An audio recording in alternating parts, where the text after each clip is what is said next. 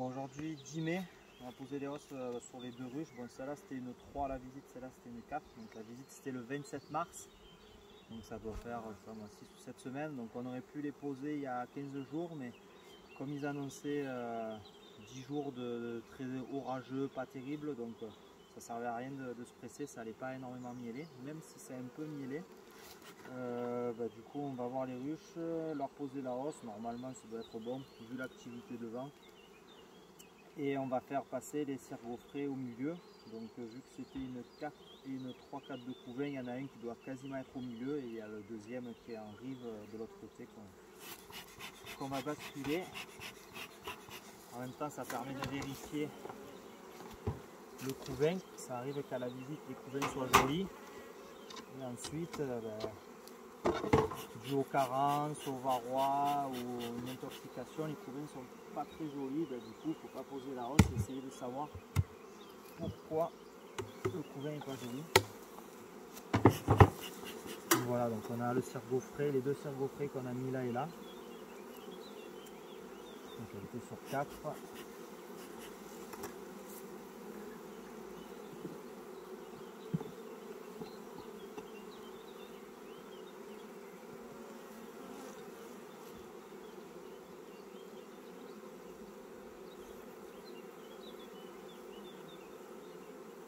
Voilà, les couvains sont corrects.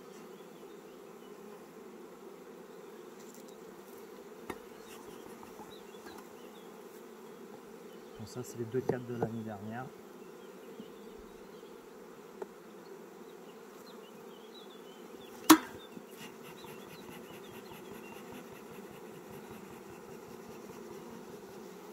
L'inconvénient avec les cirgofrais, c'est qu'elles ont tendance à bomber les cires.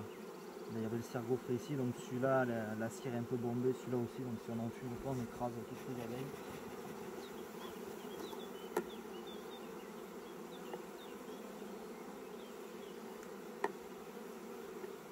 Voilà, en abeille ça tient toute la ruche, donc il n'y a pas de problème pour poser la hausse. Après en couvain, elle doit être peut-être sur 8 ou 7. Elle est sur 8. Bon après là maintenant c'est fini, il fait plus froid la nuit, donc on pose assez facilement les hausses. Par contre celle-là qui était, c'était une 6-4 de couvain à la visite, donc elle a eu la hausse visite 27 mars, elle a eu la hausse vers le 10 avril. Donc celle-là il faut vraiment poser les hausses quand il y a vraiment beaucoup d'abeilles, parce que moindre retour de froid, les colonies n'apprécient pas du tout, parce que les retours de froid du mois d'avril, il fait vite 0, entre 0 et 5-6 degrés la nuit.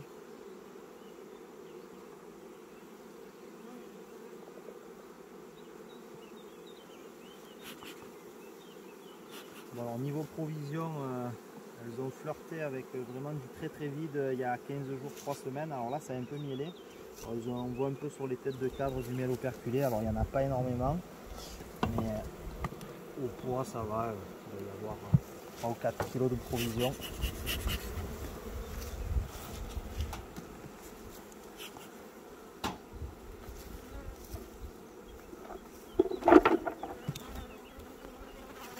Bon, vu que cette ruche, on met la grille à reine, vu qu'on ne va pas faire d'essaim, généralement on ne met pas la grille à reine quand on veut que la reine ponde en hausse pour faire un essaim. Donc là on ne fait pas un essaim parce qu'il est assez tard.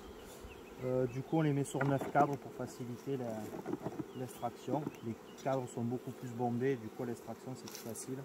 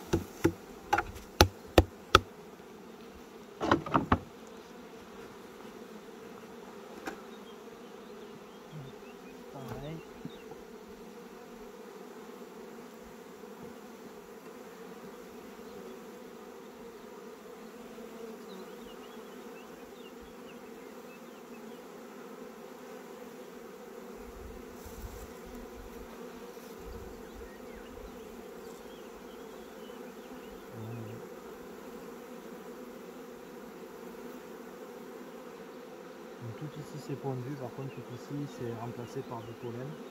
Bon, la colonie va le pondre quand elles mettent du pollen comme ça, généralement elles le pondent vers après.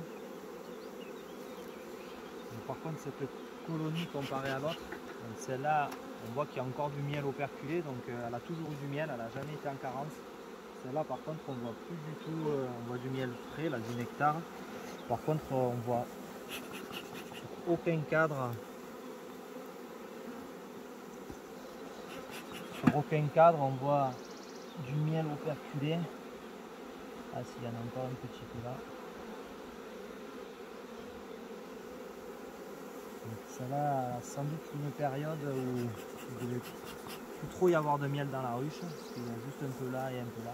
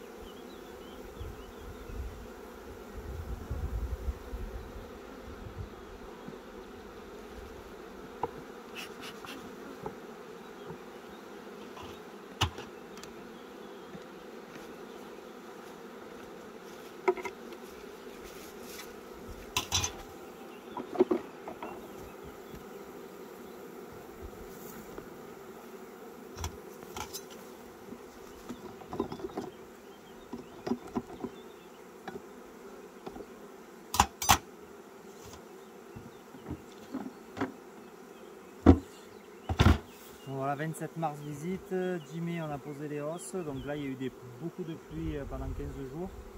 Ils annoncent du beau temps, donc ça devrait mieler, espérons qu'elle remplisse un peu les hausses de miel de printemps. Alors nous en Provence on n'a jamais des grosses récoltes, sauf une année tous les 10 ans, espérons que ça soit celle-là. Du coup généralement on récolte le miel de printemps juste avant que la lavande commence à bien donner, donc généralement c'est vers dernière semaine de juin. Donc voilà, là on a laissé les ruches tranquilles.